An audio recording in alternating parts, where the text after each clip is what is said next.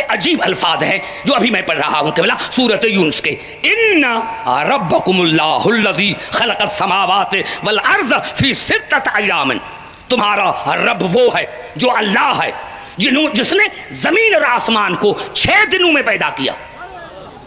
یا اللہ 6 دنوں میں تو نے پیدا کیا، کن سے پیدا کیوں نہ کیا؟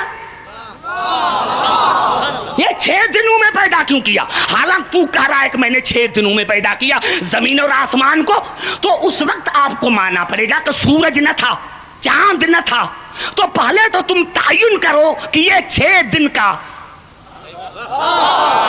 بھائی چاند نہ تھا، سورج نہ تھا، تو پہلے تو ہمیں 6 دن سمجھاؤ۔ توجہ چاہ رہا ہوں میرے دوستو، جب زمین نہ تھی، آسمان نہ تھا، سورج نہ تھا، چاند نہ تھا، تو اللہ نے فرمایا میں نے ان کو 6 دن میں پیدا کیا، تو پہلے مجھے 6 دن تو سمجھاؤ کہ اللہ نے یہ 6 دن کیسے بتائے۔ ارے جب آج تک تمہیں 6 دن سمجھ میں نہ آئے تو آج تک تمہیں دن سمجھ میں نہ آیا، جب آج تک تمہیں خدا کا دن سمجھ میں نہ آیا تو پھر تمہیں دین کیسے سمجھ میں آئے گا؟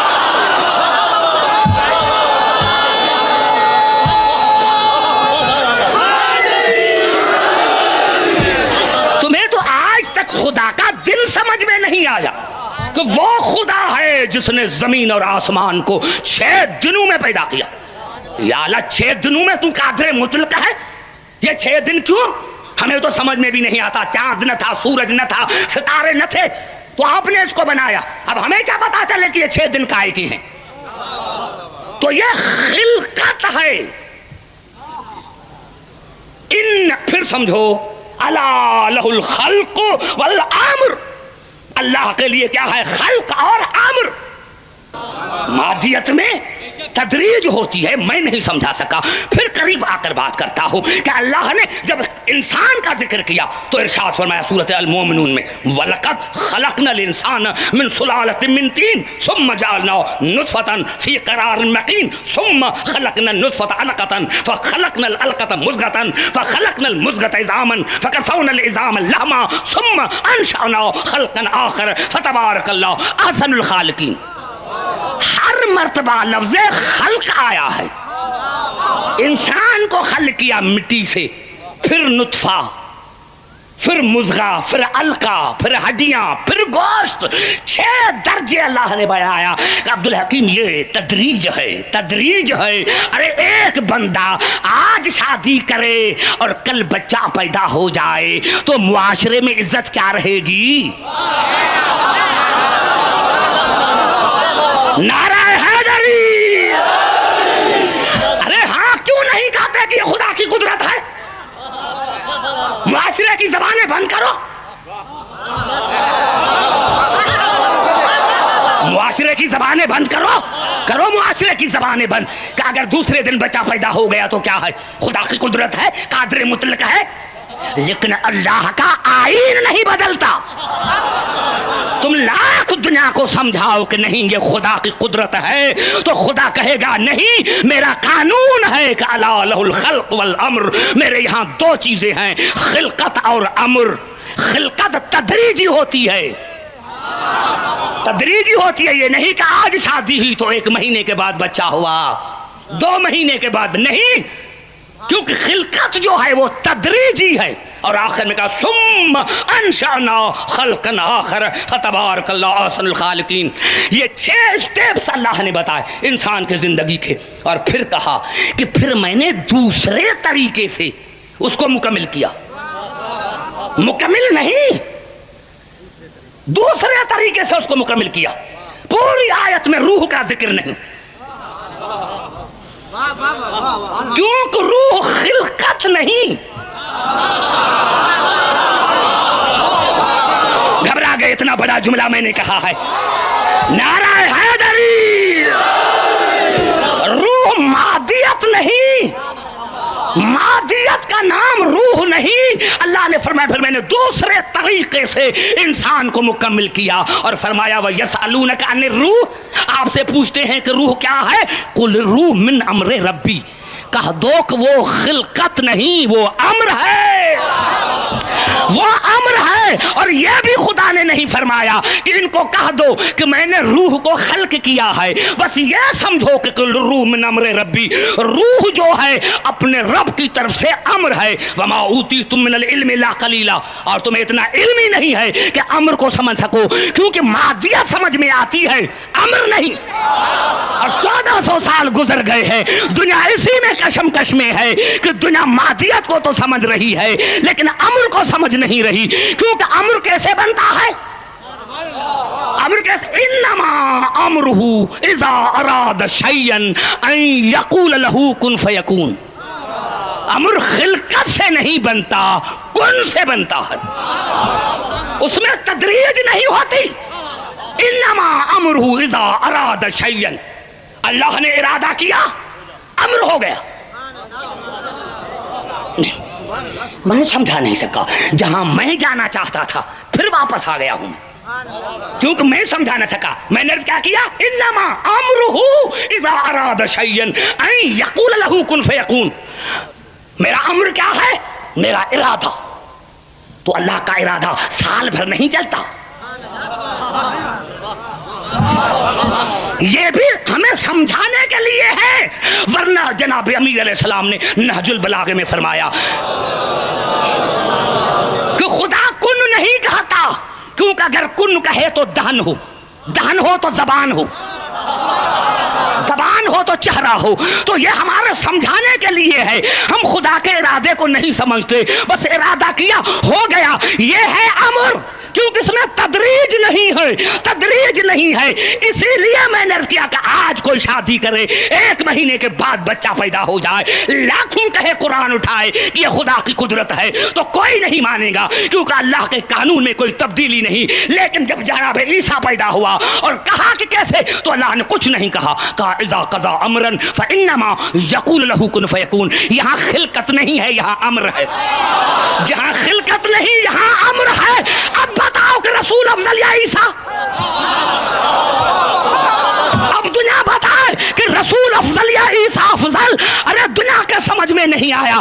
آج تک دنیا کو جب امر سمجھ میں نہیں آیا تو اول الامر کیسے سمجھ میں آیا؟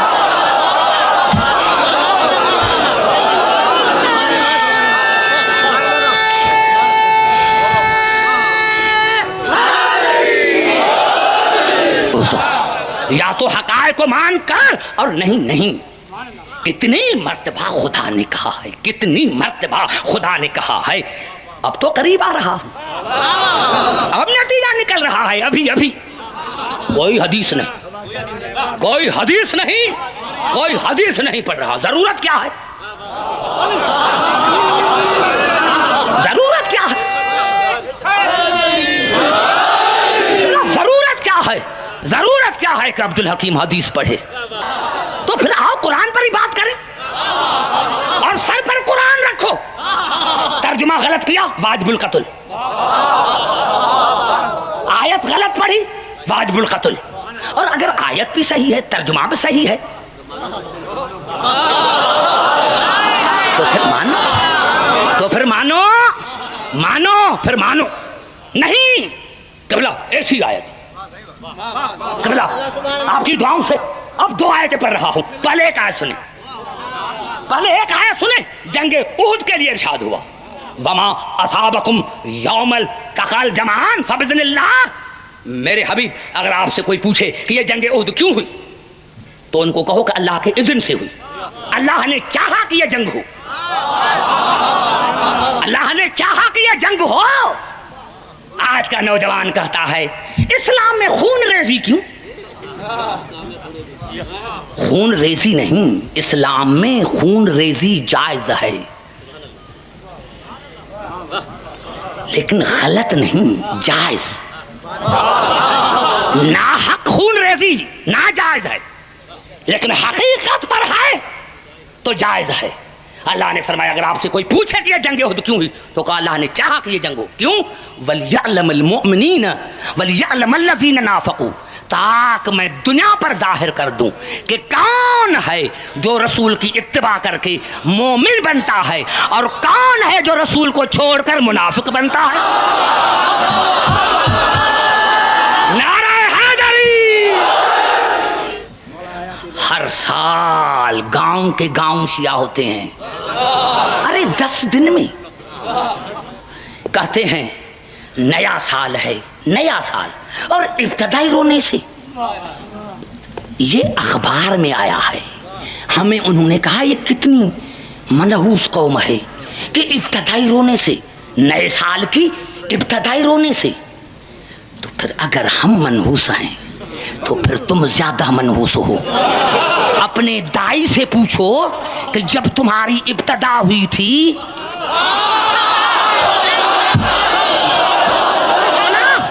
یہ منحوسیت ہے، یہ نحس ہے، تو پھر تو اپنے دائی سے پوچھ، اپنی ماں سے پوچھ کہ جب آیا تھا تو ہنس رہا تھا. اگر تو ہنستا تو سارے تمہارے رشتہ دار بھاگ جاتے.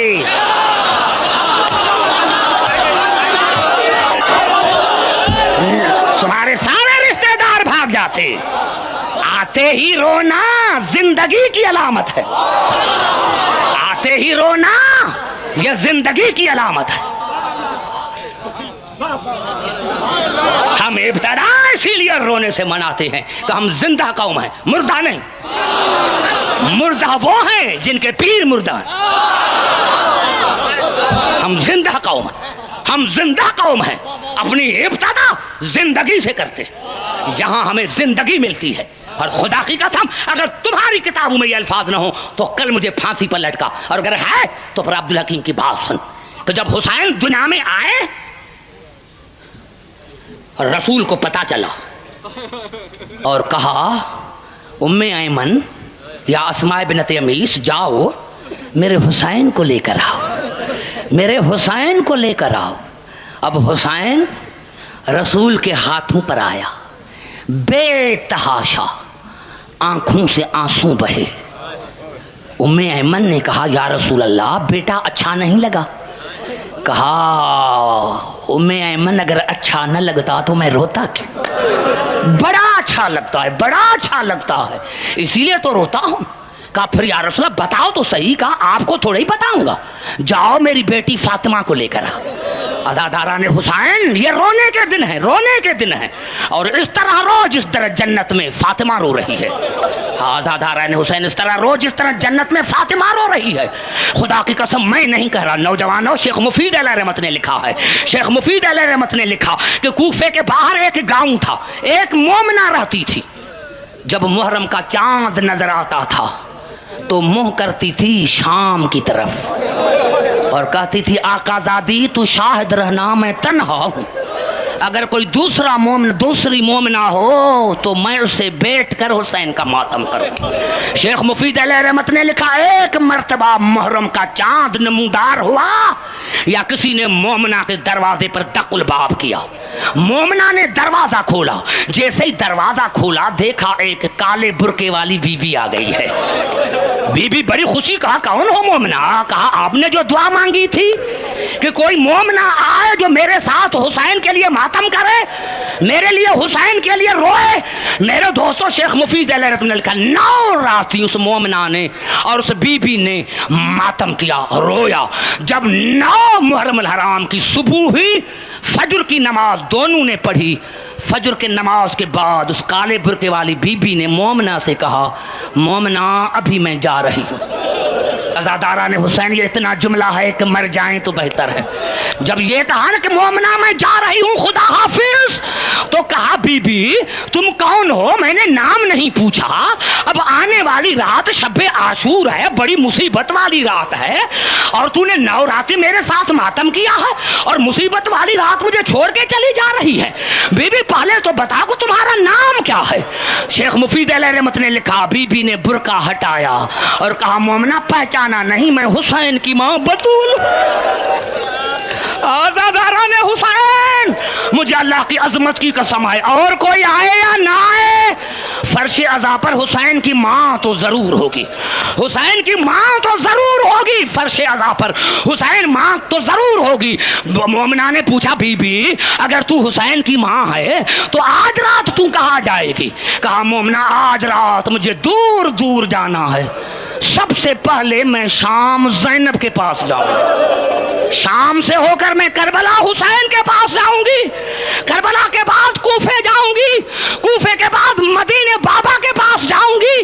ہاں عزاداران حسین، ایک جملہ کہنا چاہتا ہوں میرے دوستوں، میرے بزرگوں، مجھے علماء نے بھی یہی بتایا کہ سب سے فرش عزا پر بطول آتی ہے، لیکن قبلہ جب میں نے تاریخوں کا مطالعہ کیا، شہاب الدین زہری کا یہ قول پڑھا کہ جب بھی مجلس ہوتی ہے تو ہر معصوم تو پہلے آتا ہے، لیکن سب سے آخر میں سید سجاد آتا ہے۔ ہاں نوجوانوں، جتنا رونا آئے رو لو۔ عزاداران حسین، شہاب الدین زہری کہتا ہے کہ جب بھی مجلس ہوتی تھی سید سجاد آخر میں آتے تھے، اور آخر میں آ کر مومنین کی جوتیوں میں بیٹھ جاتے تھے، مومنین کی جوتیوں میں بیٹھ جاتے تھے، اور جوتیوں میں بیٹھ کر صرف بیٹھنا نہیں، مومنین کی جوتیوں کو سیدھا کرتے تھے۔ نوجوانوں، یہ بڑی بات ہے جس پر عبدالحکیم مر جائے کہ جب مومنین کی جوتیوں سیدھا کرنے لگے، شہاب الدین نے کہا میں پاؤں پر گر گیا، مولا ہمیں گنہگار نہ کر، یہ مومنین کی جوتیاں کیوں سیدھے کر رہے ہیں؟ تو سید سجاد نے رو کر کہا شہاب الدین، یہ رونے والے میرے بابا کے مہمان ہیں۔ ہاں ہاں عزاداران حسین، یہ رونے والے میرے مہمان ہیں، مجھ پر فرض ہے کہ میں بابا کے مہمانوں کی خدمت کروں۔ ہاں عزاداران حسین، ایک جملہ کہوں، الصواعق المحرقہ میں بھی یہ الفاظ ہیں کہ قیامت میں آواز آئے گی، اے اہل معاشرہ آنکھیں بند کرو، بطول آ رہی ہے۔ اے اہل معاشرہ آنکھیں بند کرو، بطول آ رہی ہے، بطول آ رہی ہے۔ صحابیوں نے پوچھا یا رسول اللہ، جب یہ آواز آئے گی تو آپ بھی آنکھیں بند کریں گے؟ کہا میں بھی آنکھیں بند کروں گا۔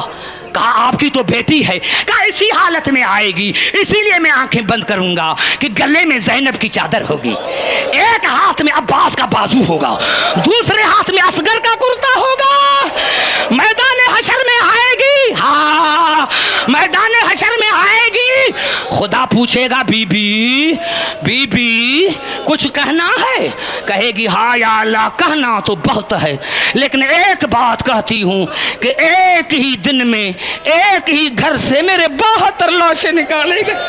عزاداران حسین، میں ایک جملہ کہہ کر ختم کرنا چاہتا ہوں، اسی لیے کہ آپ نے بہت رو لیا اور ساری رات روتے رہیں گے۔ میں کہتا ہوں آقا زادی بطول دربار میں آئی، لیکن انبیاء کو بھی حکم ہوا کہ آنکھیں بند کریں، رسول کو بھی حکم ہوا کہ آنکھیں بند کریں۔ بی بی دکھ تو اسی بات کا ہے کہ شام کے بازار میں کسی نے نہیں کہا کہ آنکھیں بند کرو، شام کے بازار میں کسی نے نہیں کہا کہ آنکھیں بند کرو، بطول کی بیٹی آ رہی ہے۔ نوجوانوں، ایک جملہ نہ کہوں تو شاید آج کی تقریر مکمل نہ ہو سکے۔ نوجوانوں، ابھی میں شام سے آیا ہوں، 4 جون سے میں شام سے آیا ہوں۔ نوجوانوں، جب میں بی بی زینب کے زری میں داخل ہوا تو ایک خدام بیٹھا ہوا تھا جس کے آگے کئی چادریں رکھی ہوئی تھی، جو بھی عورت ننگے سر آتی تھی اس کو چادر اڑاتے تھے، اور مجھے کہا کہ عبدالحکیم ذرا اس عبارت کو تو پڑھو عربی میں، تو وہاں بی بی زینب کی عبارت لکھی ہوئی تھی کہ اے عورتیں جب میری زیارت کے لیے آؤ تو ننگے سر نہ آنا۔